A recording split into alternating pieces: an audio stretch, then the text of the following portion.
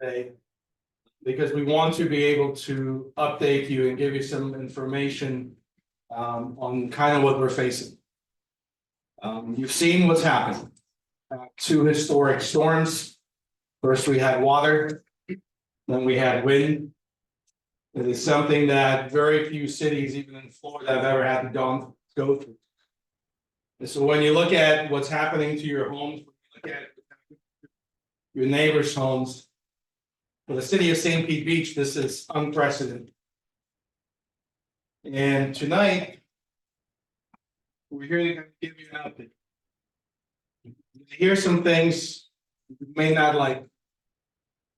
You may hear some things that are not going to make you happy. Our responsibility is to give you the best possible information that we can, to give you the facts, and help navigate these tough times. Look around you. This is not the federal government. This is not Tallahassee. This is St. Pete Beach. We all live here. The city manager lives here. Your neighbors, they all live here. We're all facing the same situations, maybe various levels of severity. But we're all going through this at the same time. Over 20 of our city employees who work here, if you'll please silence your phones, I would certainly appreciate it. We have over 20 city employees who live in the city, who've lost their homes, who've lost their possessions and belongings, just like many of you. And today I'm going to have to ask you for some really hard things. And you may not like it, and you may tell me, Adrian, I don't want to hear it. You're going to tell me we're full of excuses and we're just making stuff up. But what I'm going to ask you today is two things. And they're going to be incredibly hard after what you've already faced. The first thing I'm going to ask you for is patience. I know you don't want to hear about patience. I don't want to hear about patience either. I want to go back to how it was 3 weeks ago yesterday. And some of you are facing 6 months, 9 months, 12 months of construction from what the contractors are telling you. And the last thing you want to hear about is some guy telling you about patience. But that is a reality. We cannot make the trash disappear overnight. We can't fix the sewer system overnight. We can't have the beach go back to how it was overnight. We can't fix your homes overnight. We can't fix the permitting process overnight. And so it'll require patience. It will require for you to work with us, to work with your neighbors, so that we can all get through this together. The second thing I'm going to ask you, and it's not going to come natural. I can tell you from personal experience, it doesn't come natural to me. In fact, I'm going to ask you to do something that I failed miserably at just a couple hours ago. I'm going to ask you to be kind. I deal with some contractors earlier. To my shame, I wasn't kind to them. I should have been. Because they were just there trying to do their job, clean up a mess that they didn't create. It wasn't their fault. No reason for me to lash out at them. But I did. I'm going to ask you to do something that I wasn't capable of doing, but I'm going to keep working. As you're working with our permitting office, God help you if you find code enforcement at your house. If you have to call me or the city manager or send us a nice Facebook message, I'm going to ask you to be kind. And so with that, tonight we're going to have a couple presentations. We're going to start off with from our city staff. And then we're going to open up for Q&A. That sound like a fair proposition? Okay, certainly. So we have from District 1, Commissioner Marriott. We have District 2, Commissioner Robinson. District 3, Commissioner Resnicki. And in District 4, Commissioner Mulholland. Then you have City Manager Robusto. With that, I will turn it over to the City Manager. Thank you, Mayor. Thank you for all being here tonight. We have been through a lot, and sharing your pain and all of the things you're going through. So I just want to know I'm here with you and hopefully get you through this. I do have 2 staff members here to talk about 3 topics that I think are top of mind. I know a dozen topics you want to talk about. We are gonna try to have some of these meetings because it's gonna be really what is important, what are the priorities, because they have the opportunity every meeting to add things to my work list. And then I will work with staff to get those back in the priority order. But I do know that there's not a person on this island right now, the debris is not top of mind, so I want to have the city engineer here tonight. We'll talk a little bit about where we're at with it. And we're gonna have a very detailed presentation tomorrow. But tonight's helpful for us because if we don't have all the answers or concerns, we can be even more prepared tomorrow night. So you see some of this is to be thoughtful to what you want to think about. Camden, city engineer, he is also gonna talk a little bit about our sewer system. I know we've invested a lot in it, and these last two storms did a double whammy on us, so I wanted to talk through that with you, where we're at and what we're doing to repair it. And then lastly, I have Denise Anderson, who is my interim community development director right now, and she's gonna touch on permitting and some of the FEMA stuff, and then tomorrow, again, we have a very detailed presentation. We are going to have more of these, we're gonna be. But I also wanted to just feel you raw. So we know how you're feeling and how we can adapt and. So with that, I want to turn it over to Camden, who's going to talk about debris and sewers. I'll take questions. Thank you, City Manager. Mr. Manager, my name is City Engineer. Debris, that's one of the topics that's at the forefront of our efforts right now as we respond in the recovery phase. Something that we realize is the stressor out there for everybody. We'd like to take care of this as safely and as quickly and efficiently as we can. I'd like to please note out that there were a lot of guidelines, regulations, local, state, and federal that we have to follow as we go through this process. As our city manager mentioned, we'll have a very detailed PowerPoint presentation that's part of the next meeting that I can clear some of that up. But tonight I'd like to go through some of the high level things on where we're at, what this process entails, and then hear from you and get your ideas. So first, some of the progress we've had today. We're now on day 16 of our operations of collecting debris. That started after Hurricane Lee, break between the two storms, and then we did that after Hurricane Milton. Today, we collected about 74,000 cubic yards from our residential property. Collection trucks have picked those off of our streets, taken those over to Egan Park, which is our debris management site. It's required that we have a staging area that we take all of the debris that we collect, it gets monitored, inspected, quantified before it is moved from our staging site off to a landfill that's approved with the Florida Department of Environmental Protection. As I mentioned, there's a lot of regulations and guidelines that go into the process and why we have to go through these different procedures. Egan Park historically has been the debris management site for the city. We've had these type of storm events. Unfortunately, this was a very large storm event, so I think we're seeing a lot more debris on the street. Probably, and that's something that we're striving very hard to manage efficiently. So far for haul out, from moving to Egan Park to our landfills, our final disposal sites, we're at about 11,000 tons. So we really started ramping out our haul out effort over the past week. And I was just seeing some of the graphs here. This kind of shows where we started at when we first started collecting. On that graph on the left-hand side, as you can see, we really ramped our production up as we put more trucks on the street. And then the graph there on the right just shows the representation of our all-out effort. So we really just started hauling a week ago, and we're continuing to add more and more trucks as the days go on.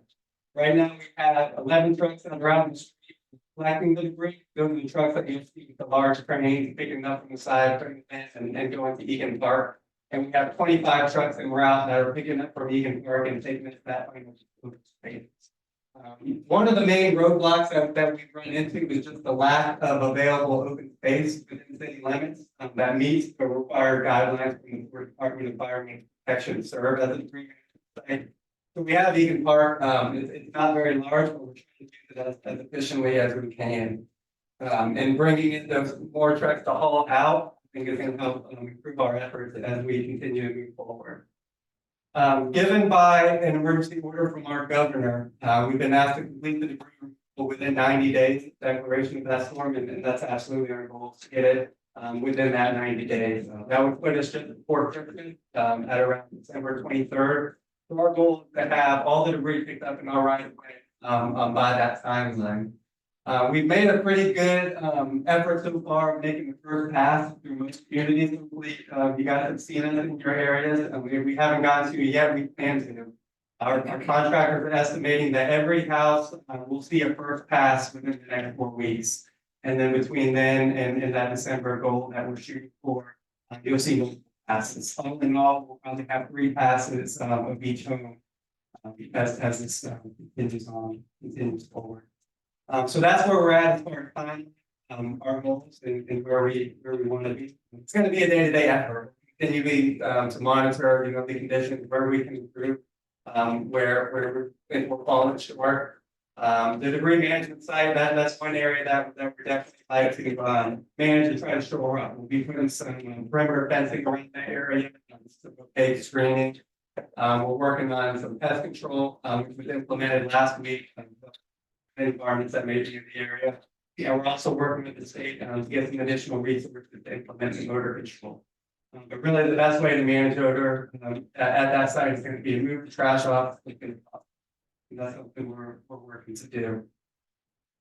The next topic I'd like to get into before I field some questions is our sanitary sewer system.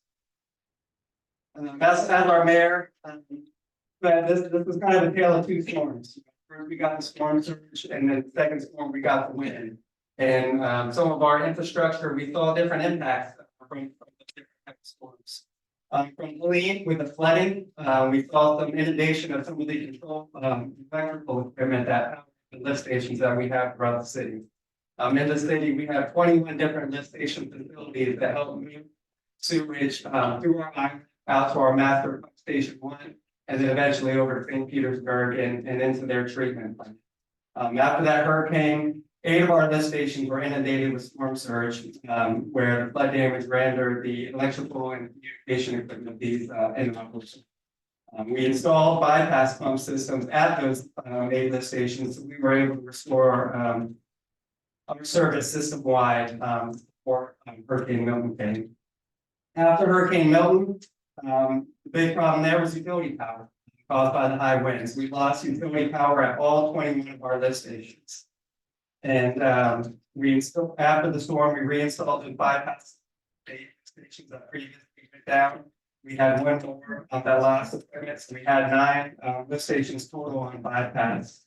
We had 7 that were running to utility power, and those lift stations that didn't have utility power. We deployed portable backup generators to get that system. On October 14th, we were going to have that system online citywide. Some of the progress we've made since October 14th is like I mentioned, moving into that recovery phase where we work on repair, rehabilitation, and replacement of some of the damaged equipment for long-term operation. We demobilized many of the portable generators as the utility power is starting back up online. We started swapping out some of the bypass pumps that we were using that were pretty loud and had high fuel consumption, and we swapped those out with the closed pumps, particularly in the areas where we thought that they would be impacting residential neighborhoods. So bypass pumps would be quieter. We've installed some temporary flow controls, which will just help us dial in and regulate how we're operating a bit better. We pulled our damaged pumps out of the wet web, sent them off to the manufacturer for inspection and service, and we're currently installing some temporary control panels. Like I mentioned, we're implementing now some intermediate improvements so we can maintain efficiency in our system as we continue to with long-term improvements over the coming years. We now have full communication control at 15 or 21 lift stations. 15 lift stations have utility power. Now only 1 is running on portable backup power, and only 5 lift stations are on bypass. So we have been able to get a little bit more efficient in the coming weeks and plan to continue to do so here in the near future. Yes, so a bypass is normally the water to flow into the lift station. Essentially is a concrete vault underground where the water can collect and stage up, and then when it reaches a certain level, pumps kick on and pump it back through the system and go. With the lift stations offline, we essentially connect pipes, just bypass that lift station and keep going through the pipe system. So it's just another pumping system that avoids the lift station and bypasses it, so it keeps going through the system. Yeah, Brandon, is it 203 Avenue? First of all, I want to say thank you to commissioners, especially the city manager team, for the sacrifices you're making and you're gonna make. That's really impressive. You're you're gonna have a long time. But just know that we know that. Please tell your staff, this is for me, tough times. Thank you for making it 90 days or helping to get into the days, advocating versus 30 for FEMA funding. My question to you on the degree, is there anything we can do to help in terms of, I'm not talking about setting. Could we set up other contracts that FEMA will reimburse you for? And so, for example, could we set up some type of mechanism where we go out privately, get some, and then get some or all of that reimbursement back from with help? Is there anything that we, what else can be done? Anything we can use help? Yes, if you don't want to wait for the city, there certainly is the option, to hire a private hauler that could take it to a landfill. Unfortunately, to get reimbursed, there's a process with monitoring where monitors have to follow the collection. They get out, pinpoint GPS exactly the location that was collected at, and then they follow the truck to the debris management site, and there's where weighed and inspected. So that process would require adding monitors into the situation and muddy things up a little bit. With the FEMA guidelines. One thing that we're trying to do is add subcontractors under our prime contractor, so he can have additional resources as needed. One of the good things about the contract that we have in place that we're using is that these competitively bid before the storm, which is something that FEMA is going to look for requesting reimbursement. Just follow water. I know that's not almost in everyone's mind now, but there are a lot of dangerous lift structures floating and moving water. So it's not only dangerous to boaters, it's dangerous to lifts. Just what do we do to report that or help with that? You don't have the answer now. Yeah, let me follow up on that and get that answer. Right now, our main focus is in the street, in the right of way, but you're right, that is an important aspect as well. So let us get some guidance on that and follow up. Yeah. Just one question on debris on Richmond, 22nd Avenue. What's the methodology? It's like in Bassville, we had 21st South done right away. Then they shifted over to FEMA. None of us in a hurry. It's whatever it takes, it takes. But is there like, are you doing the farthest reaches, then come to the middle? Or? Initially, our strategy was hit the areas we can. Or a lot of the land roads. But we hit the areas that we could access. It seemed like they had most of the grade. In preparation of Hurricane Milton, we kind of re-strategized our efforts and pick the lower lying areas that we know have the flooding the most. Now, what our strategy is to just spread our trucks out evenly between south, central, and north areas and tackle it that way. But as especially in the Passage Row area, we have some trouble with sand and access. So I think we're going to see a lot more presence down there now that those roads are starting to get. Thank you. I forgot to compliment the city staff. Everybody, fantastic. Thank you. Your strategy. You got a guy showing that big truck, that house.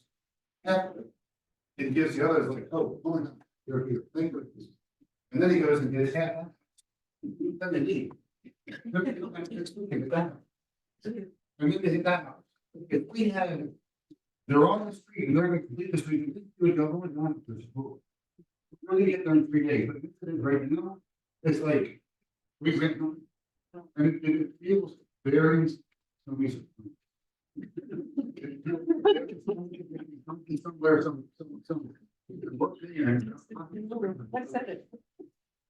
And you know, get some of this fundamental, can we be reimbursed by the time that goes right here? Nobody's pulling stuff from the law court. But we're the city stuff. Like we're in the, and again, there is no quote when he does that house, half of it, he then does that house, it leaves. Definitely. Yeah, our goal is to get it.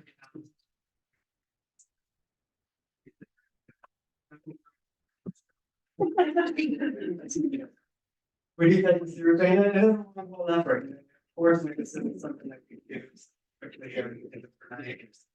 Tomorrow, I'll share some detailed guidance on the efforts that can help, our degree collectors so they can reduce the access, and trash, but it is gonna be something that's gonna take time, of course.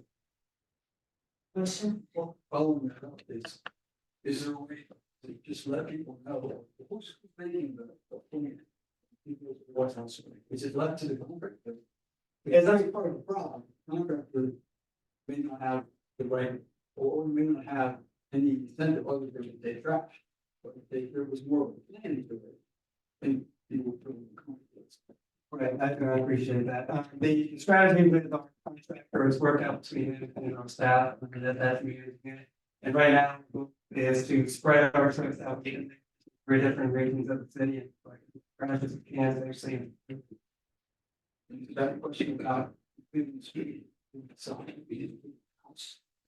And perhaps that be a change that could put some person on mission that for help and community. Absolutely, yeah, we'll definitely pass that, then, you know, you're picking up the house and completed. I would like to mention, you know, the trucks that are coming through these initial passes, they call them grappler type trucks, they have, you know, the big arm scooping up, and those are really efficient for large debris. They're not all that efficient, for small debris.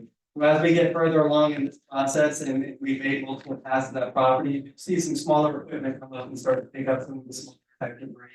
Street sweepers will come in and follow through after that. Regarding eating, Brandon Owens, Little 86, the Vice President of this Little League. I don't know if anybody here knows about it, but Egan Park was left with Little League in a trust. So I'm very concerned that we are using it as a landfill. I have 100 guys who can no longer play baseball. We're trying to relocate, but we're doing our best. The city in the past has been very shy about talking about the trust and using it as a dumping site. That to me is a very big problem, and I'd like that to be on the forefront here as. What are my boys going to go up there and return to after they're using it as a land?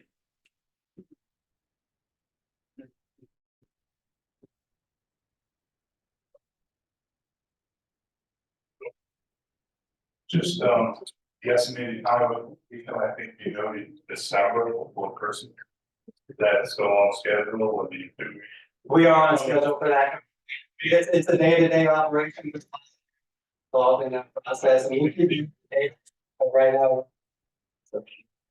Yes. Yes. Yes, I would like to know if the apartment buildings and the condos or multi-unit buildings still have to follow the same rules. Because many of these buildings have HOAs, and I'm wondering if our town can encourage some of these larger communities to pick up their own garbage. I mean, my block is filled with garbage from apartments, so what are you doing about that? That is a very great question, and something that we're coordinating with our folks at the state through the Florida Department of Emergency Management as well as FEMA. They're currently in talks and updating guidance. The current guidance given right now is that commercial properties, apartments and condominiums are responsible for their own debris. Typically, these are rendered ineligible for FEMA reimbursement, but that guidance is currently being looked at, and there may be a change in that coming soon. But right now, we're operating under the current guidance, which if you are an apartment or a condominium property and you want the city to pick up, there's a process through FEMA where you would submit an application with some different justification and checkbox. They would send out an inspector to come and look at it and say, yes, this is in the public's best interest and it's reimbursable, and that's the current route that we would go for. Thank you. I think I just gotta add to the 2 gentlemen that talked over. I think they just want to see if there's some systematic, I know you're doing like certain sections. But maybe if you did like, say, I'm starting at 85th, going 84th, 83rd, and we're starting here this week, then that people can get an idea of when they're coming to that area. Yeah, That's, just, sections. You got north, south, east, north, middle, south, whatever. Maybe if they knew the neighbors, like you start at 89th and you're going 87th and 88th, it'd be more systematic, and then at least they would get an idea. I think so, and as we're getting, further into this and the roads are becoming more clear and we have that opportunity where we can start hitting more areas. I would like to be able to start advertising that maybe, a day in advance, as soon, and then hopefully we can start providing updates further in advance of the roads and areas that we plan on hitting.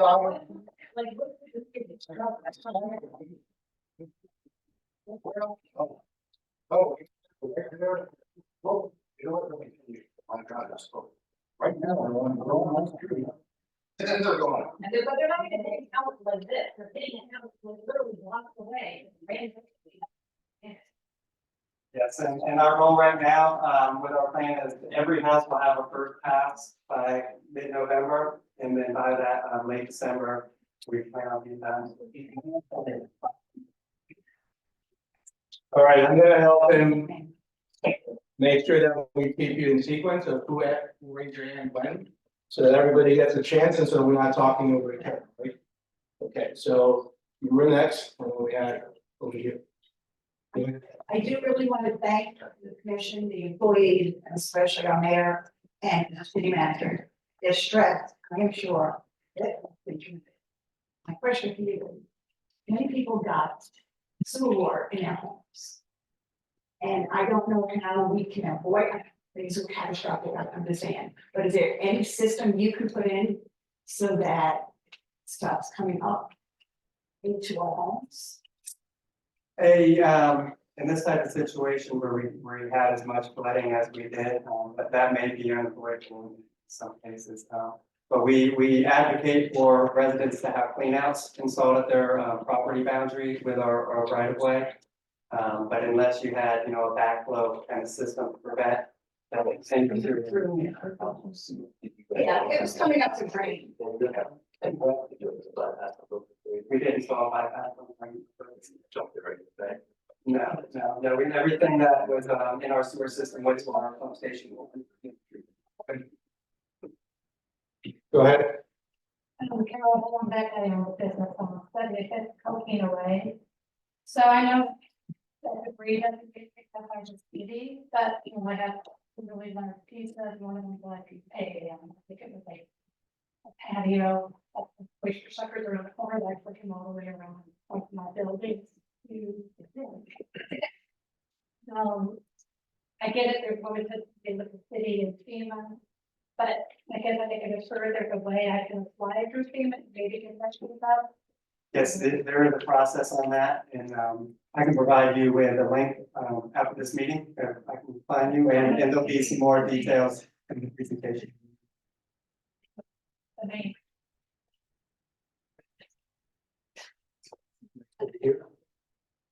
Good evening again. Staff. I would only like to say that, the debris that's coming from those homes that and leaching into water has potential leach into water, so we can for the rodents and could potentially be prioritized over yard debris, big trees are being cut down, might be a consideration to manage it that way. I don't think it's possible, but. That is a great point, and that is our strategy. Is first we're going to be picking up the construction and demolition type debris and the mixed goods, and then the vegetation. Well, great, thank you. John, back to the sewage discussion. I did an experiment. I went to a toilet. I opened the toilet. The water disappears. So when you think about it, when you see water that's waist deep, all those toilets that are below waist deep, all those showers, all that water is just going down everyone's toilet, everyone's shower, and overwhelming the sewage system. And then when it overwhelms the sewage system, it goes up someone else's drains in turn. Is there any way that we can put in some sort of automatic shut-off valves or manual shut-off valves so we don't overwhelm our system for the next time? Because we hear about this in Passaic, we hear about this in a lot of areas. Oh, there was another storm surge or just a high tide. And we know there's restaurants and all these places that have low toilets. And then we have these pumping stations that get overwhelmed. We put in some, it's not an emergency for this event, but stop overwhelming, just. Certainly something that can be feasible, with any type of capital improvement, you gotta, look at the benefit and the cost, of that, you may not want to design for a storm that's gonna bring 6-foot storms for example, just because that's, something that's pretty catastrophic and would get costly. It's something that's certainly feasible, but, I mean, I know we'd like someday for everyone to have no low toilets and everything breaks down, but before that. Next to Rich.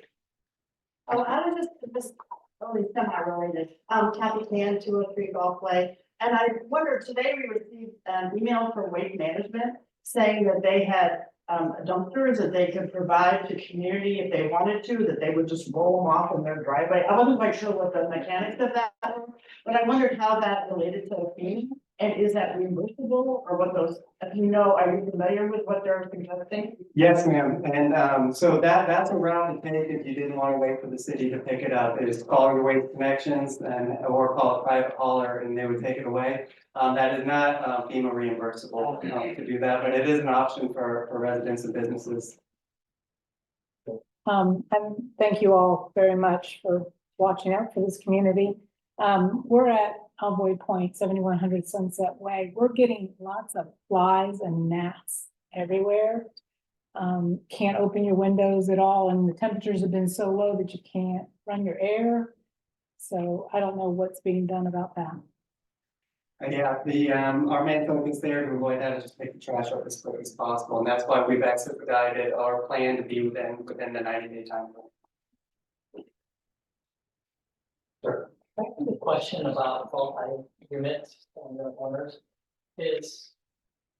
Do they have the same level of accountability and urgency? Are they required to adhere to any kind of timeline associated with their debris removal, or are they able to go until day 80 and decide, now I'm gonna pick up my.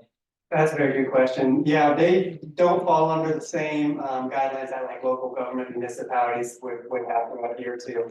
And really the separation between like apartment and condominiums and the nexus is showing that it has an impact to the greater public. So if it's a community which, just a few homes, FEMA may not regard that as huge public impact. City is the one that's obligated to. So they could go, I'm sorry, they could go 90 days, 100 days, a year without picking up their debris, and there's no. So we've been trying to give the same sort of leeway that the city has right now, 90 days to get the trash out. There is a code enforcement element that if it is not. Actually hold those property owners. But in the interest of us all being one in the same boat, we are waiting the 90 days to start.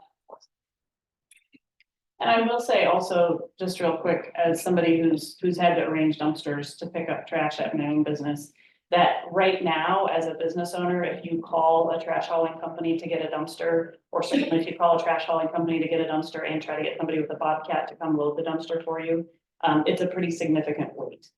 So even if those businesses or condos or apartments were like, man, we want to get on this, we want the trash picked up tomorrow, they can't.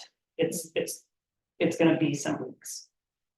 Real quick, just back to the debris thing, sorry, I know you guys are firefighters, but is there somebody on your teams that is like holding the aftermath guy, the whole thing, hey, you should be doing 10, 15 runs a day, you came back only to 6, you guys take 3-hour lunch, what's up?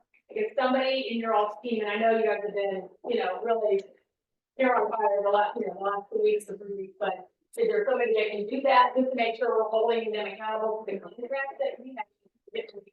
Absolutely, and that's a great point, because, as staff, we are stewards of the taxpayer money, so we want to make sure that we're implementing this project as good as we can. And we did inspector that follows our monitors and follows the construction on site daily while they're doing their efforts. And then every morning they'll submit a report of their previous day's activity, and we're comparing it. That's where we it's Not Correct, yeah. Like we said, they don't even have anything, they showed up, they did 2 yards and then we're like, what, down there lunch, like, where, you know, where they. Yeah, so we have Aftermath, who is our collector and our caller, and then we have something called Ross, and who does the monitoring and the management, but then we also have some support staff that's help managing the operation in the field. And then we are getting leader and people, these guys, people are coming in from neighborhoods and stealing stuff inside the people. And you got most of your stuff a lot, but you might have something that comes in stage and it's interact and people are just breaking in and walking in. You know, I don't think that's a good experience. I mean, if somebody says, hey, I really want this table, I want to take it, I'm gonna just throw it out, but they're coming, when you let them lawyer, then they start going further and further into your property, and they're like, oh, well, maybe I can open the window. But that's not happening out with your strategy with the police. So I was in touch with the sheriff's office today to, make sure we've had specific districts that are being hit. So ramping up their ranks and patrols, that's one of the concerns because we're not authorized to have. But again, the sheriff's department's like, call 911. At any given time, we have 5 patrol cars rolling on the street, either in less than 5 minutes. So don't hesitate to call 911. That will help pull people. Back here. Yes. Sure. They, you're representing as president of the Road Committee Association, vice president of the road. Crime in the past week is unheard of. People, several places, they've broken into their homes. I heard today someone was robbed physically. We've got people chasing people down the street. We've got people running through neighborhoods at night that are not part of that neighborhood, and everybody's scared, very scared. So I put it out to our association yesterday because the first person to say what had happened, and they, you know, the police were there. I went there to her home. The police were filling out the report. So I sent it to the association, and everyone else had an experience. 5 people wrote about things that happened in previous. I talked to the deputy or the policeman who was there, the detective, at their friend's home, and I said, how can we get more police enforcement? He said that would be between you and the sheriff. I have an idea, and I don't know if this could work, but I think of how accurate those toll by plate cameras are. They capture the license plate, the vehicle, sometimes the person in it. Could those be placed, I mean, for us in Pass Road, we would be offering if we placed it at the end, so we get Pass Road and Dina for one of them, so just a block staff with it on each door. And to publicize it to spectrum to everybody that this is out there, so everybody hears that. If you drive through there, your license plate and your vehicle are recorded on the way in, on the way out. And it's done by the code group too, so it's not an invasion of privacy. Gotta be legal to do it. What do you think about getting that set up? It would be through the state. Certainly will be hard in communities. So that would definitely be a policy discussion with this commission. And to see if they're interested in having that discussion, getting background, where would they be placed and how the sheriff's department uses them. We would need to work with the sheriff's department within their policies and or state guidelines on those particular cameras, but if that's the will of the community, then we can definitely look into it. Is there something in the interim, while you guys look into it, we get more sheriffs in both? And also someone to help us set up, we, as a community, want to do like a neighborhood watch, but we're not really sure of the rules of it and what we can do. How someone else has done it, you know. Work with partnership. Anyone with any those words? I definitely will add neighborhood watch, but like establishing those, and usually you would work with the sheriff's department. They're very skilled, and usually with local community resource officers that help set those up. So I'll make a note and see how we can get them out here to help all the districts and see. One thing that can help pretty low cost is instead of the checkpoint, maybe you have to pay somebody $10 an hour to, you know, background check. But if you have a checkpoint, you can do that for, you know, not in meetings or something for a couple months. And you know, while you're waiting on it. And then make a couple of identities. I'm sure you want the pay cut. Sir? I think I heard you say a number of those from the back of the city. Is that right? Yeah. I appreciate that, and that's something that, St. Pete's there, so that's actually really. I say that also for 2 reasons, number one, when I came off of the lot, when I took the graduation.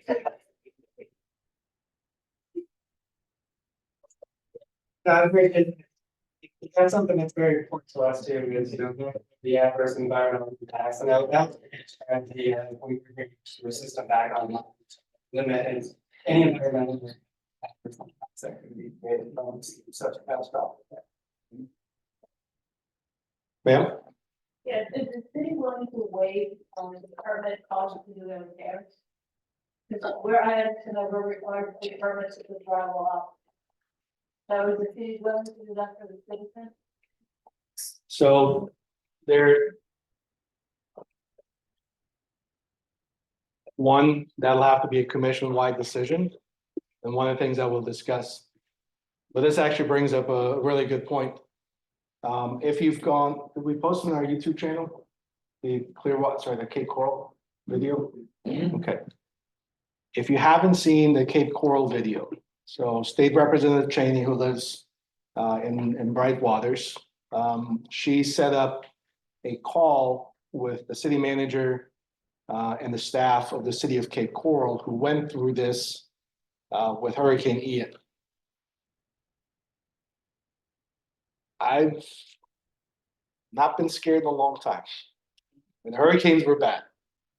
But when I watched that video and I heard what they went through, the steps that they had to go through, the resources that they had to expend, the things that they asked the homeowners to do, it is an unbelievable task. I know it's an hour and a half long, but grab some popcorn and watch it. It is unbelievable. And I think that will give you a better understanding also of where the responsibilities of the city lie and the things that we can control. And then also the things that are dictated to us by FEMA and the federal government and also the state of Florida. So for example, one of the things that FEMA wanted, they wanted permits for everything. And Cape Coral manager said, well, look, this Florida building code says, and Florida statutes say, if you do X, Y, Z, you don't need a permit for that. FEMA said, we don't care. Get a permit. They don't get a permit, you red tag. When you red tag them, you start daily fines, right? So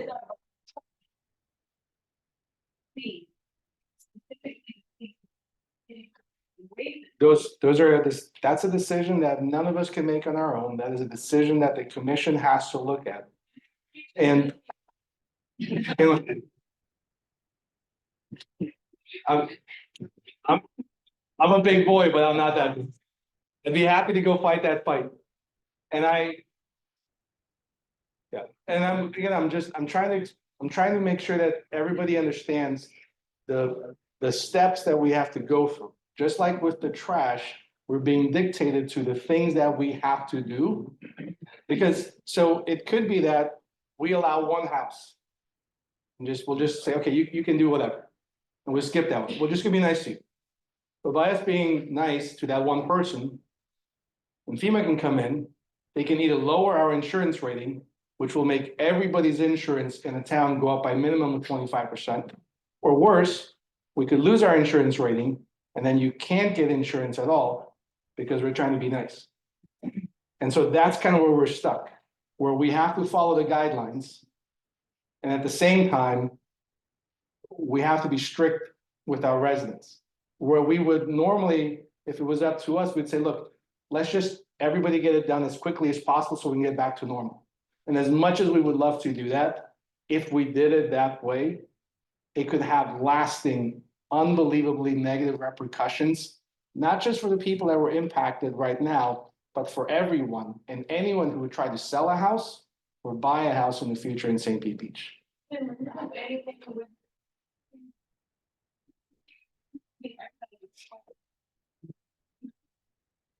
I want you to think of FEMA like the IRS.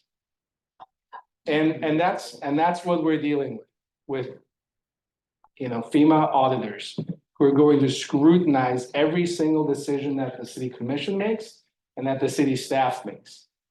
Literally with the flashlight, they're looking at every crevice.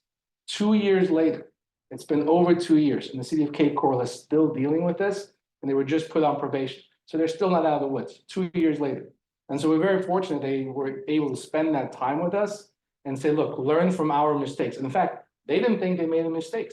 They thought they were following the black and white guideline that they were given. And FEMA still said, no, that's not how we wanted you to do it, even though that's the way it was written out.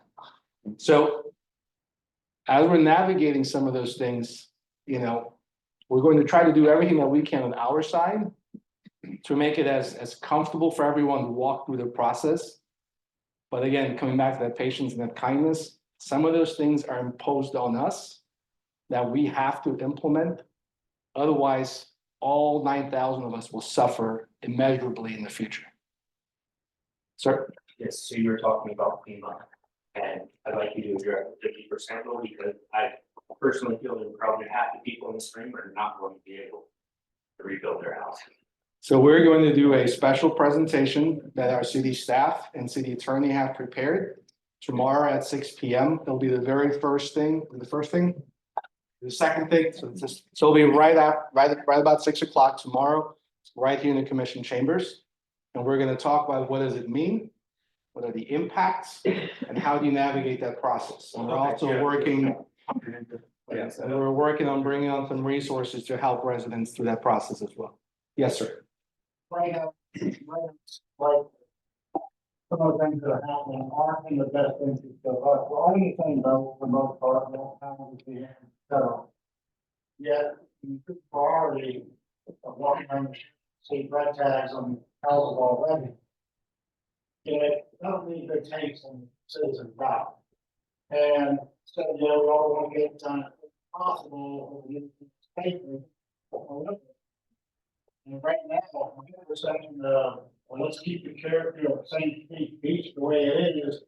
Again, we're not able to rebuild, to do that is not a good thing. Sometimes for the benefit of the community, I'm not saying you break them, but if you do take a chance and make some decisions, maybe part of the station, maybe they won't listen 2 years down the road, but how many of these people might not see you 2 years down the road because they're going to see what?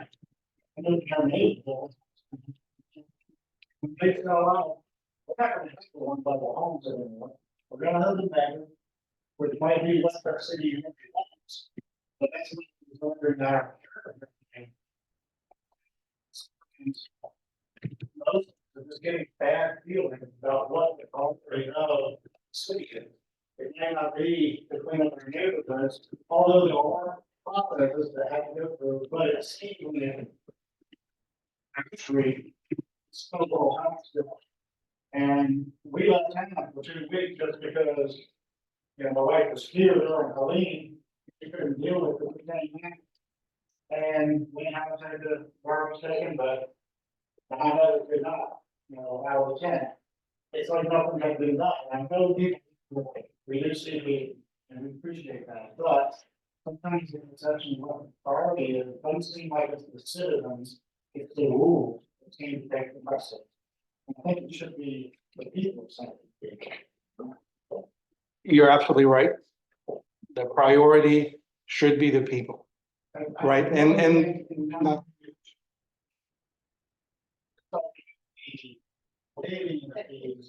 you can't do that, but maybe instead of having 20 different things in the permit, let's look at a general rebuild.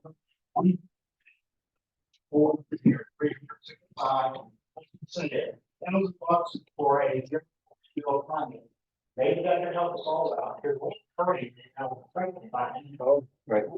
So if you look at last commission meeting, we actually waived the permit extension fee, for example, because we understand that in many cases right now, that's accurate. Been a lot of moving parts the last 4 weeks. So that was one of the things that we did, because we understand that you may not be able to complete the renovation in the time that's allotted, based on the number of people that are doing it, based on the availability of contractors, materials, and supplies. So we are certainly looking at that, and we're certainly taking those steps. And without a doubt, our residents are only priority. They're first, second, third, and 100th priority, all the way down. And what you're talking about with FEMA, and again, I'm gonna ask you, to take that hour and watch that, because you will come away with a different perception. Because again, we are forced to do certain things. And if we were to be nice, as you said, and I want to be nice, it can then impact you worse than if we said, you got to get a permit for this thing. I know you don't see it now, and you think that we'll just deal with it 2 years. It's not an issue of kicking the can down and dealing with it later. We have to be proactive, because there may not be a way to fix it later. And that's one of the things that Cape Coral is seeing, is that FEMA is sort of working with them, but they don't really want to. They said, well, you did it. That's too bad. We're gonna lower your insurance rating, and there are cities in Florida that have lost their insurance rating. So think about what that means for all 4,000 single-family homes on the island. If you cannot get flood insurance, you won't be able to sell your house, you won't be able to buy one, unless you're paying cash, and then that's just gonna tank property values. Okay, so we wanna be nice, but we also have to be smart and wise about how we implement it. And we will do everything that we can on our side with the city staff to be as nice and help homeowners navigate through the process. And say, okay, here's how we can do it. We may not be able to do this, but we can do this. Yes, sir. This is more of a technical question. I'm hoping other folks want the same answer. All of us that are dealing with the flood insurance policy, we know we talked to our adjuster, we got that piece. And then they send the paperwork to FEMA. Is there anybody in the city that's involved in that triad? That gets to look at that paperwork and make decisions? How does that work? And then we'll take one more question, and then Denise gets to do her presentation, and then Q&A. Perfect. Denise Anderson, I'm the interim community development, so that's your code enforcement, your permitting, building construction inspections, and planning, long range planning. So several things. I'll address first the waiving of permit fees. That may be something that we bring forward. My commitment to this commission is that when I bring a recommendation to them, they will have all of the information available, so that they can feel confident in how they're voting. Don't really choose to vote, they have all that information. What I'm waiting on currently is data. So you may recall that when the Helene in particular first hit, you saw our vehicles out on the streets taking photos and things like that. That's part of the required damage assessment that gets us to the point where we become a federally declared disaster area. That has to be within a week's time, and we did complete that in about 5.5 days. What's going on right now, with the information I'm waiting on, that goes into a database that sits at the Pinellas County EOC. We have requested the data that when entered in there that determines those that we believe were affected, those that were damaged, those severely damaged, and then condemned. I believe we had to condemn about 15 buildings so far. So I'm waiting on that data to come back, because with that data, I'll be able to provide what I would say is a good faith estimate of what those permit fees could look like. And if we were to waive them, that of course is revenue that does not come into the city. And this commission needs to be aware. So I just wanted to let you know, if we get to that point, they choose to waive fees, we'll look at a process to rebate those back directly to the property owner, who through their contractor can pay those fees. So bear with us a little bit on that. It is a data waiting game, but it is my commitment to this commission that they have all the information. As it relates to what's currently going on related to damage assessments, and this gets to the 50% rule. So I mentioned that first week after Helene, and then after Milton, it really only took us a day to do damage assessments, because it was largely when we were looking primarily at roofing and broken windows. That was primarily the impacts we saw from Milton. It was difficult to discern what may have been Helene versus Milton otherwise. So all of those damages, windshield assessments have been done. The county has contracted with Haggerty Consulting to deploy, I believe it's 100 inspectors, if you will, that are going out into the communities, all the barrier islands and coastal communities that were impacted, to do an assessment to determine a presumption of substantial damage. And they will be completing that work, my understanding, within 4 to 6 weeks. When they finish that work, they'll be sending to us the list of properties in Safety Beach that are presumed to be substantially damaged. And we will notify all of the property owners of that presumption. That does not mean that, in fact, that they are substantially damaged. That means you may need to comply with substantial damage requirements. There may be some that get missed on it, quite honestly. It's really being, how approaching this is anything that received greater than 18 inches of floodwaters, which is above the receptacle height in your home, is likely going to be declared presumed substantially damaged. Substantial damage in a special flood hazard area, which is 99% of the dwellings here in the city of St. Pete Beach, have requirements to elevate to above the floodplain per NFIP rules. So this is an extraordinarily difficult.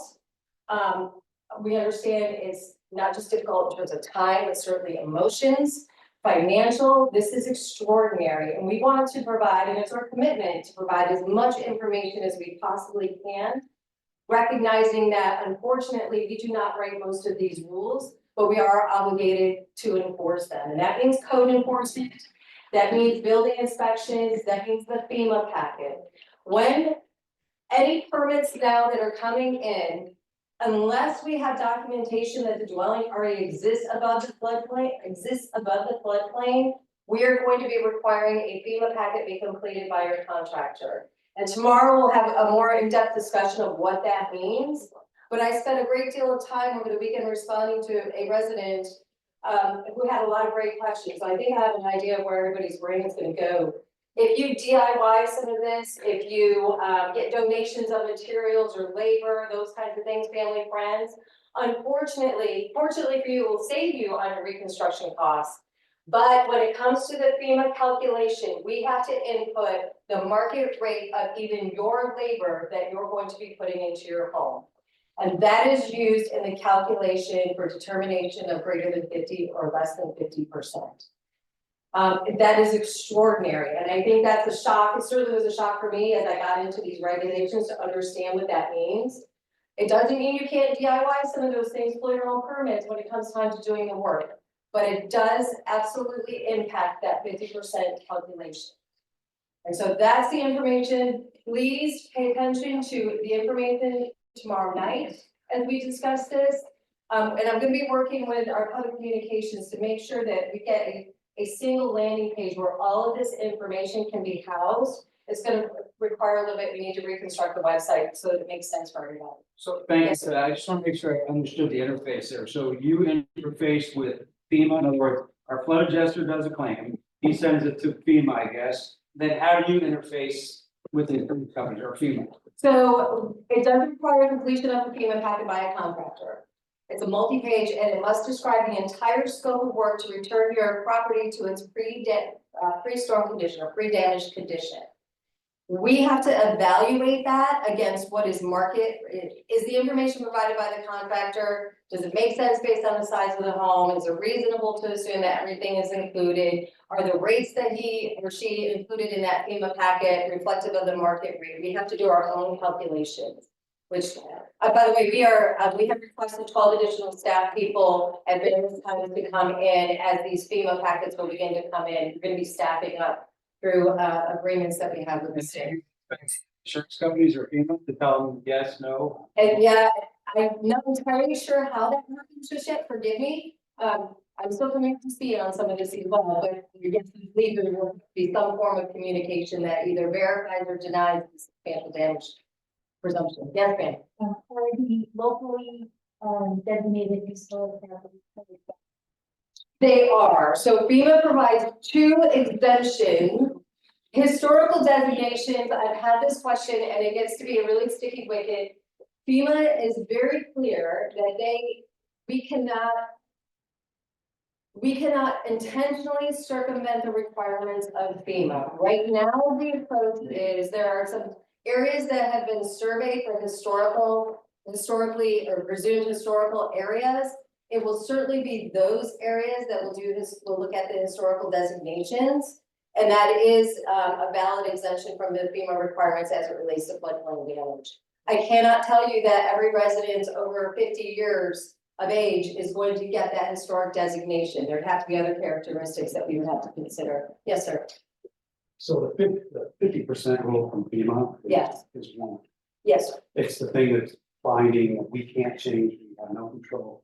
You and your staff have to work within it. Right. The thing that's in our control, though, the city, is the lookout. We have, this is tomorrow night.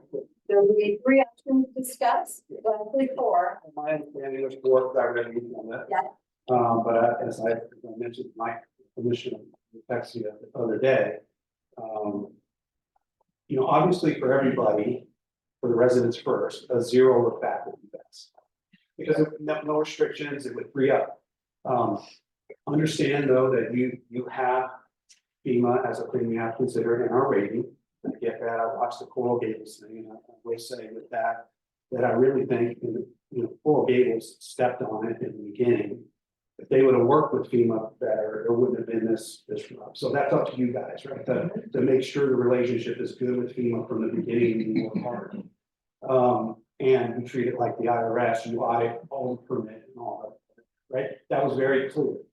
It was also clear that the look back had the change in the look back was very insignificant in terms of what it does impact on the rate. Yeah. So I would say as you get ready to vote tomorrow, that the residents, what's best for the residents would be a 0 look back.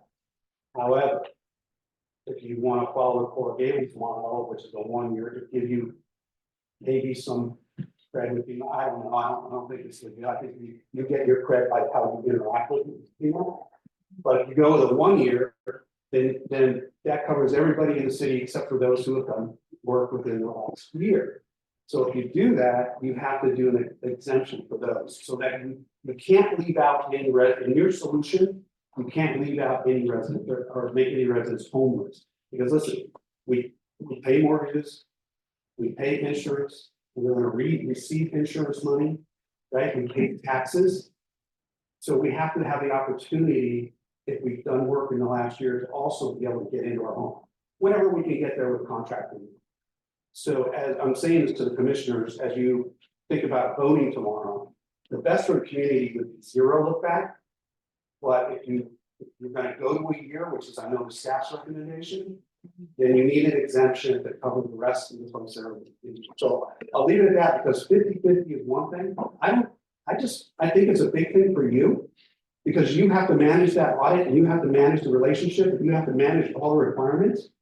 For us, it's the look back. And that's us, that's you. I mean, that's you, that's us. It's what we want. So I would say a 0 look back is the best for the community. I'll leave it at that. Back there. Before we do just make sure, is it by event? It is, that 1 year look back begins, it would be the date of the event. So even if you didn't apply for a permit for 9 months, if it's due to the event damage, then it's still, it's 1 year. If you also coupled in the ordinance, you coupled SI and SD together, which you could uncouple. Right, so I'll just leave it at that. You know, Depends on we did that potentially. Back here. For doing work, during. What is the ramification if they do that? What the follow for the new owner will be in. So this really gets to the stop work orders, which was also brought up. I mean, keeping in mind that code enforcement is required by law to enforce the code. And as much as we would love for you all to be able to rebuild your home as quickly as possible, we're also trying to prevent you from investing in your home for something that ultimately is determined must be elevated, demolished, or otherwise replace in some manner. So you're, what point will we get that information? Well, as I said, right now, they're saying 4 to 6 weeks for getting that determination. If, however, you are working with contractors to complete that FEMA packet and get sent in, we will look at those as they come in. We've gotten maybe a dozen of those since last week, and we're already reviewing them, so we're not necessarily waiting on these inspections to be completed that the county has for. But if you're working with your contractor, get the FEMA packet into us, and we'll begin to review that right away, and you'll know whether or not that you are substantially damaged. So certainly, what we wish for is no illegal contracting. Anybody that's out of state that is not able to produce a Florida contractor's license, it is a felony charge. It is a felony charge if you're in a declared disaster area for an out-of-state contractor not licensed in the state of Florida to do work for you. I would also urge you not to apply for a permit on behalf of that perhaps illegal contractor, because now you have liability.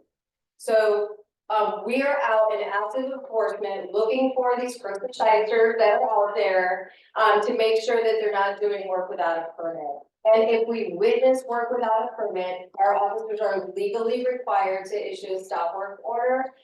We are trying to give as much leniency as possible for you to come in and get that permit, but you cannot continue to do that work without that permit. Question real quick, just Yes. not too far. So the other part was we have done the FEMA rule before, we had to do that during COVID actually, and it took like 8 weeks to even get through the process. Is there anything that's being done to move that? I heard you hired some people. We have additional inspectors coming in that will be and plant examiners that will be doing that work. So they're slated to begin. I want to say it's next week. We obviously didn't want to do them too early because we only have them for periods of time, and then we have to make the additional requests. So it's a bit of a process, I understand, but that request has been made and the commitments have been given. To secure your house, take out one rule that's getting Yes. So technically, if you don't understand, normally in some flood area, we would require a permit for you to remove that drywall. We certainly understand it is a public health crisis to keep wet materials in your home. And so we believe that we have standing in terms of not requiring permits for removal of damage, but typically that would require. Yes. We have 3 structures, 2 fall under historic and 1 that does not. Is there information I can get so I can find out what would apply differently for each structure? Where can I find that information? So there is information on our website. If you put in a search term, it will probably take you to the page or go into hurricane permitting. Is there an organization or some sort of organization or somebody who handles Is your structure already on the registry? They're old Army Corps of Engineers structure that you believe is on the registry. It's a property that has 3, it's a commercial property that has 3 structures, 2 that were old Army Corps of Engineers and 1 that was built after. And so we have different criteria for each building. We like to find out what the differences are and how they work. You go onto the website and send an email to planning. Okay. Yeah, you'll find a generic email address that'll go to one of our planning to be able to respond. Okay. Yeah, Thank you so much. you're welcome. Thank you very much. I watched the Cape Coral video and it was very interesting. I mean, they're big focus on being about $50 surcharge, more than it seemed even adopted 5% for each class. If you go from 6 to 10 would be another 20% of the. But one of the things I noticed on their website is that the first step that they look at is if your elevation is equal or above the base flood elevation, they don't even require a FEMA packet even now. So I think that would be important to do in our procedures, which it's not clearly stated in our procedures. So I'm hoping that we would do that. Start making it clear who actually has to do a FEMA Right. packet and who doesn't. Thank you for that. And that is something we're trying to pull data on and try to identify the structure by address, which ones already are above the floodplain and would not, for which substantial damage is not. Like that.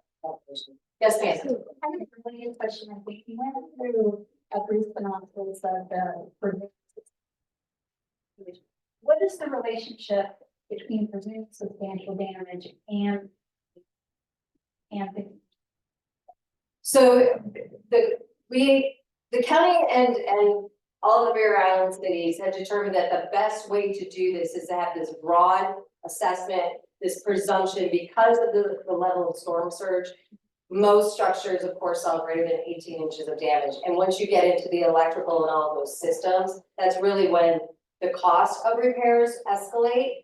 It's when all your cabinets and appliances, all those things also get damaged, as you know. So that's the most effective, fastest way for us to have the presumption so that we can notify you as soon as possible that you need to go through a process so that we can expedite permitting once we're able to do some.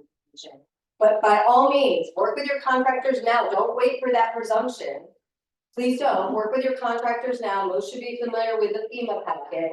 But we are going to have to, in some cases, we'll have inspectors go out and verify the scope of work is accurate. So please encourage your contractors to be as honest with work rate as possible to save us all in the long run. Yes, ma'am.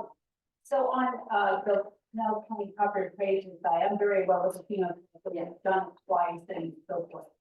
Is there a letter, how often do they update it? That is my FEMA value on the letter to Jay in Pinellas County property appraisal, the value I have to work with, or is that possibly different?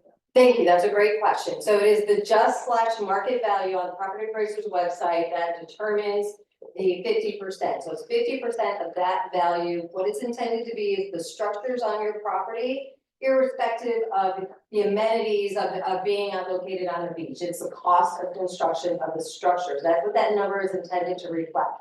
You as a homeowner, as a property owner, have every right to go get another appraisal that is at your cost, your risk. If you believe that the structure of it is low and that it would benefit you to get an appraisal to be presented, please do that. It's about $500 or $600 so I recognize it's a financial burden. You are able to do that. I did see, and I certainly only benchmarked a couple of properties. It looks to me that from 2023 to 2024, there were very substantial increases in just value. My sense is that property appraiser probably realized the cost of construction has skyrocketed, as we know. And a lot of those just values, at least those that I saw, had very significant increases on a percentage basis. But you do have that opportunity to get the appraisal. It is a special kind of appraisal that your appraiser would do. And again, it will not include the cost of land. I think I've already done that twice, so I already know that one. Take it up to 1 year of age. Okay. How quickly is that letter? Because on my term, it comes right after you pass the new law, the 5-year in July of 2022, whatever. July 20. So we closed down that permit. So do you think what I'm seeing, the FEMA letter is what we have today, or is it something that maybe they didn't deduct what we've done and I have less?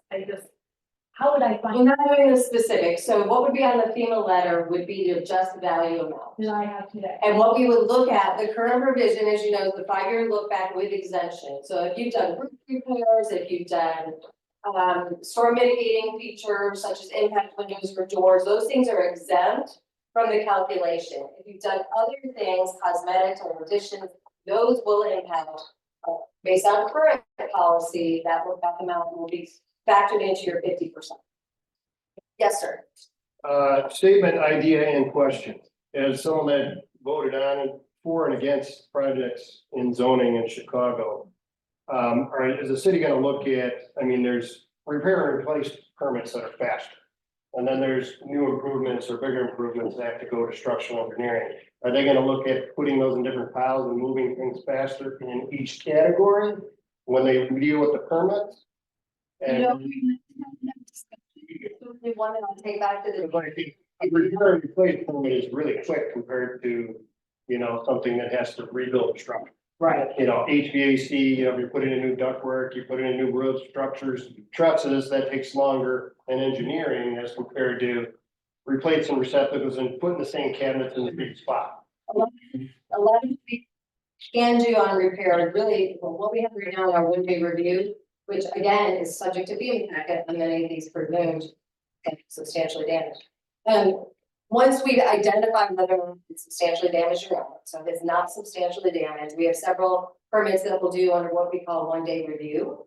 And it's some of those basics that you have in the repair list. Some of the other things will require more significant review. It's called technical review. We have to verify the materials and various things. As far as the question I had is, you know, when you get work done, certain things on cars, they have a book for values. Is there a book of values that you can share with everybody for the FEMA amounts that you're saying? Like if me as an owner, I go in there and do it, you're gonna charge me 2,500 even though I did it myself. You know what I mean? So there So is, we know what the dollar is gonna go up to. yeah. So we don't spend money on permits or do all this work, if you're gonna say we're tearing down the house anyway. So I don't know where to find it's a great question. I don't know where to find the information right now. I know that there's information that my building official has to use. He has two options and they're effectively the same, two different calculators, if you will. And I think FEMA makes available a calculator that might be helpful to you. I can get the information. Yeah, we're gonna post it somewhere, because that's gonna be helpful for people that, you know, some people have mortgages and they can't afford to tear down a house. People, you know, might want to tear down a house and build. Some people might want to, you know, sell it as a lot, but there's different options, but if you. What that is. Alright, talking about what it costs for each item that you have to do. Yeah, calculation. Since 1989. But, you know, what are they gonna say that I'm gonna get charged for taking the drywall? What are they gonna charge me if we put in my own cabinet?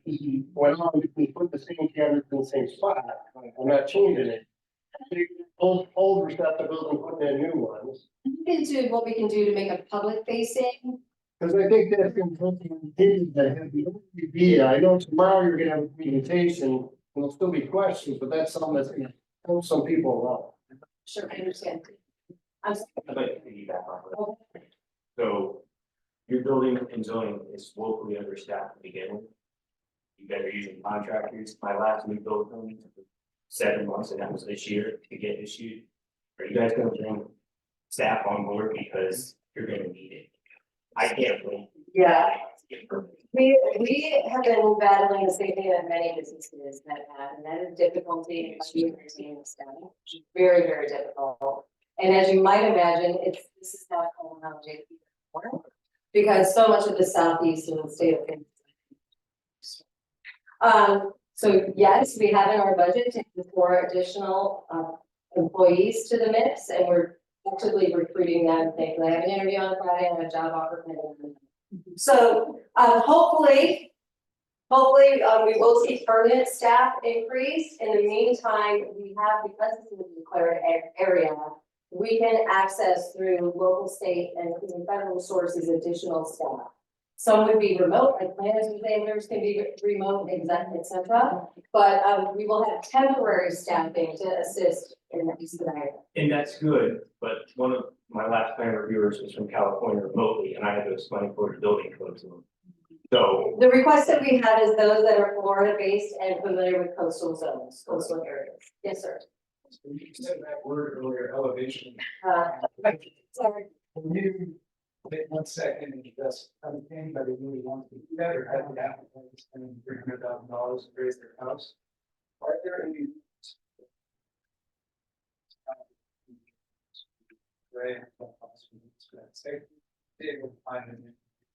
So, yes, if you're an NFIP policy holder, there is, if you're declared substantially damaged and in a special flood hazard area, within 60 days of getting that declaration, you have the opportunity to apply for an additional $30,000 under what is known as the ICC provision of NFIP. And that is specifically to assist with the cost of elevating the home. Obviously, it's not going to be paid for. But that is available through FEMA. Keeping in mind there are 2 ways to elevate, right? If depending on how the structure is built, you could physically, you could demolish and rebuild, or if it's something where they are stable, right? Hi, everyone, just please. Let him speak.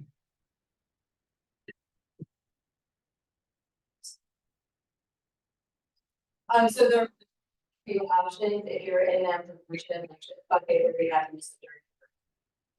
Yes, sir. Isn't there also if you've had multiple flood incidents, there's additional help for that as well? That's the provision. We like the special flood hazard area, so you wouldn't have to do repetitive flooding. Yes, sir. We're on the big aisle inland lot. Our issue is our adjuster estimate is 3 times the amount of my FEMA limit. So in my eyes, I'm substantially damaged, but I have to wait for, I guess, the authority to deem it such. I'm looking for a way to find what would it cost to elevate my current structure compared to what would it cost to build new. And I cannot find anything definitive, and I know that's hard, maybe that's not the right word. Ballparks, so I know to build new, it's gonna cost me 200,000 more. Well, I can take my insurance proceeds, because I'm not gonna fix the old house. I'm gonna throw it into that new construction, but I need help determining. And personally, I wish I could give you a quick answer or direct you to a really easy resource. I can't. So what, depending on where it's located, which zone is located, estimate priority for filings, which is then an additional cost. Yeah, extraordinarily different. So, I can't give you a good answer. If you reach out again to planning on that question, Brandon will probably pick up that question for you and respond. Gentleman in the back. Denise, if I could real quick also, for the gentleman's last question, I've been working with, the Tampa Bay Beaches Chamber of Commerce and, Robin Miller, who's the CEO of the chamber, is working on kind of gathering some resources to help homeowners with just those questions, to try to have some informational sessions where we'll all be able to get more information about that, because there's a number of us that are struggling with those questions. Hi, Rick Balkenstein. I think if everybody would go back to last Monday's meeting, with our commission, mayor was asked hard questions and you gave them a straightforward. Watch that meeting last Monday night.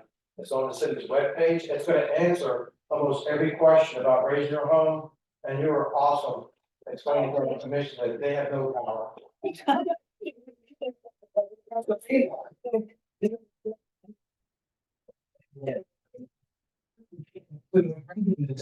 But being, that's, they.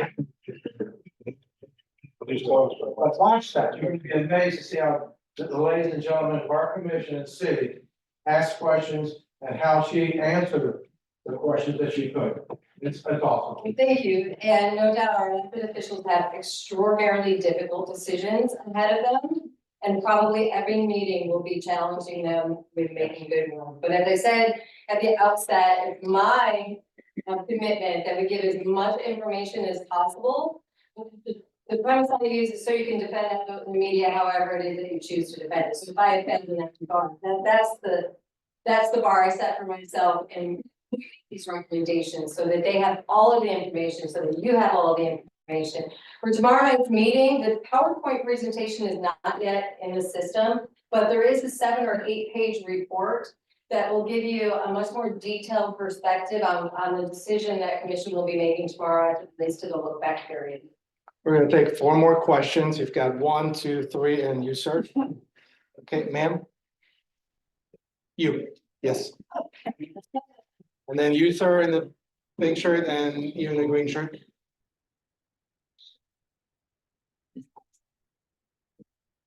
There's such a huge thing between the assessed value and rebuild cost, like you pay for insurance, my rebuild, which is strictly your structure, is 690,000.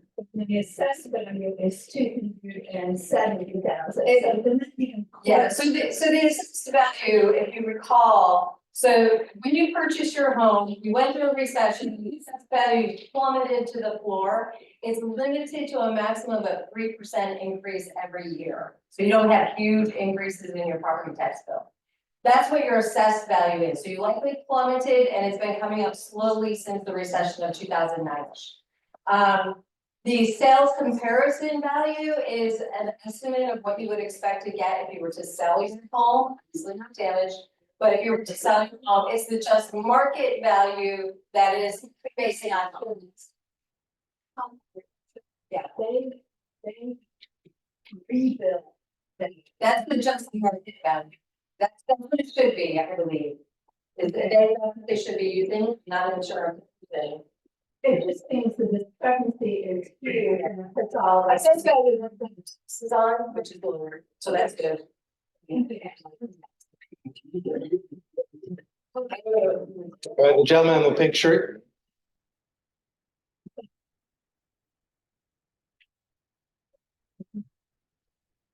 accessory unit. Will I be able to raise one and not the other? It depends on how it's permitted and how it's planned, so I can't answer that question. So. If you wanna reach out to us, either reach out to permitting or planning on the website, you find it, and one of the team will be. So you would same structure, same foundation, no? Same foundation, one is on a cross space and one is inside. Again, depending on how it's permitted or. Yeah. Yes, sir. Since homes very big damages, even if you're here from a homeowner. Is home get flooded at some point? Well, See nothing? you know. Yeah.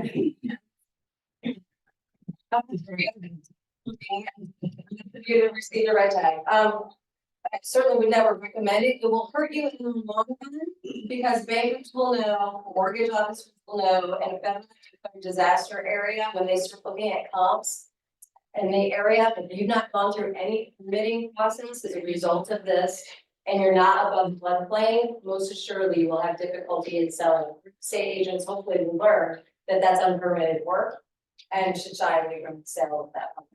So if you watch the Cape Coral video, they specifically talk about this issue where they were going into the multiple listing.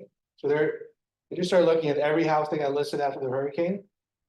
And then if it was renovated, they would match it against permits. If it didn't have permits, then you got in trouble. And not only that, but at the first of this month, the Florida Realtors Association changed where every house sold in the state of Florida now has to have a flood disclosure. And if you lie in the flood disclosure, now you're in breach of contract potentially, right? So if you sell that house, renovate it, and let's say they didn't catch you, and you didn't disclose that you had a flood, and then something happens a few years down the line, you might be on the hook for that. So it's something you want to avoid at all costs. And what Cape Coral had to do is, the steps that they did, and FEMA's out there with their inspectors looking at houses as well. So whatever you do, get a permit 100% of the time. And by the way, I just heard a declaration from the county and spoke with the building official about this as well. If your wiring did get wet, you will have to replace any wiring that was exposed. Because salt is corrosive, so the county's cracking down on that, and we will be doing some as well. So make sure that when the contractor is doing their scope of work, they're including replacement of any wiring that got wet. Doesn't mean all the wiring in the house, but any that got wet. If we live in an older home and we go around with elevation, how are you gonna handle bringing that out to code and hearing new setback? So if you're talking about elevation, are you talking about abandoning the first floor and going above? Taking my existing home and raise it. And lifting it, so a structural engineer would have to get involved in that as it relates to the permitting.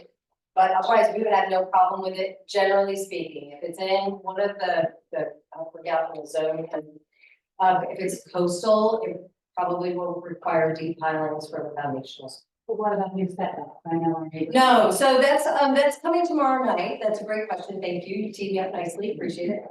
So tomorrow night, what I'm going to be presenting to the commission to consider is if you're staying, if it's a non-conforming structure, you don't need setbacks, or it was built before setbacks were even invented. Ages ago. A non-conforming structure can elevate in the same exact footprint, whether it's building on top or being lifted, as long as it's the same exact footprint, no variances will be required, so you can continue with that non-conformity as a reason setbacks. Anything you add new square footage for living would have to comply with the setbacks, so that's almost like a layered cake approach for that second floor. But so that gets a little more nuanced. But generally speaking, if you're elevating on the same footprint, you can continue to do so with those setbacks still being non-conforming and being Like everything's gonna be on the left. of course, obvious, yes. So it would be considered non-inhabitable at the time, elevation, and that would have to be. To me, to get your CO. This gentleman right here. Yeah, a few minutes ago, you mentioned permits that would be exempt from the look back. What were those again? So you'll find them on our website currently. So the current 5-year look back exempts things like roofing repairs, mechanical equal change outs, energy efficiencies, impact windows, impact doors, those kinds of things. Sewer lines?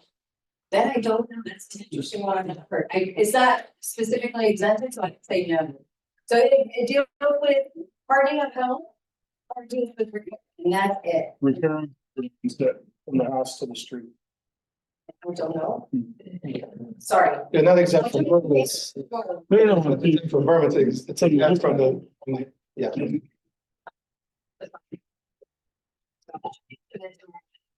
I don't know about, say, to the gentleman.